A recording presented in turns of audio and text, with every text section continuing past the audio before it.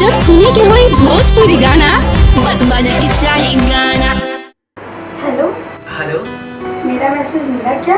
का लिखले बड़ हमरा तो कुछ समझ में नहीं क्या आवत। तुम्हें मैसेज समझ नहीं आ रहा? नहीं करवा देगा, आज के बाद कॉल मत करना, रखो फोन।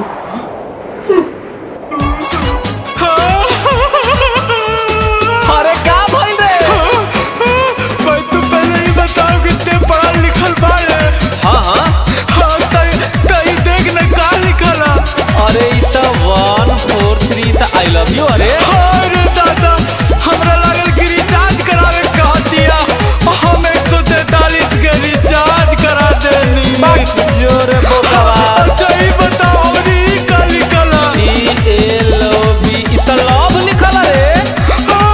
हम तो लिव पढ़त रहे रे दादा। उ चल गइल हाथ से निकल गइल। हम अनपढ़ होखे के अफसोस कर बैठे हैं, हर सुंदर ये लड़की हम लोस कर बैठे हैं। अरे कराई छो टराई कर नंबर बंद। हम अनपढ़ होखे के अफसोस कर बैठे हैं, हर सुंदर ये लड़की हम लोस कर बैठे हैं।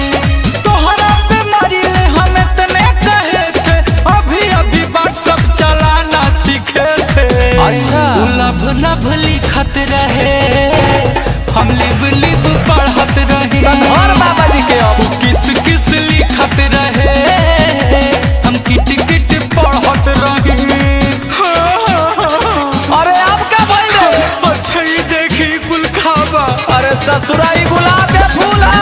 अरे कर मतलब वो कैली प्यार के इजहार, हम ना समझनी यार।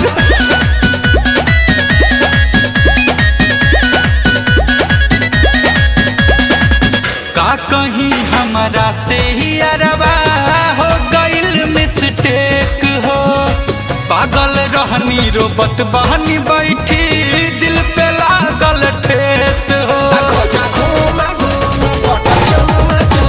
अरे का कहीं अरवा भइल मिस्टेक हो, रोबत बनी दिल पे लागल ठेस हो। प्यार के चक्कर में भूखे पेट भी रहे थे, अभी व्हाट्सएप चलाना सीखे थे। लभ लिखत रहे, हम लिब पढ़त रहे। तलाई भरा किस लिखत रहे, हम किट पढ़त रहे।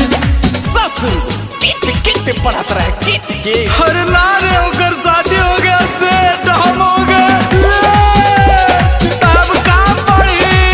तैने सो का ले आई पर ए पर ओ का बी पर ओ का सी पर चोखा डी पर धोखा। ओकरा का साचो रहे हमारा से प्यार हो, हम ही साला बड़का रहनी अनपढ़ गवार हो।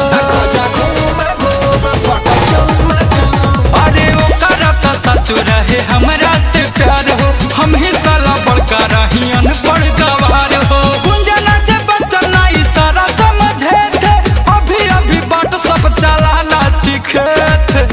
उ लभ लिखत रहे, हम लिब पढ़त रहे। उ किस लिखत रहे, हम किट पढ़त रहे। अब हम जाता इंग्लिश के कोरस करे।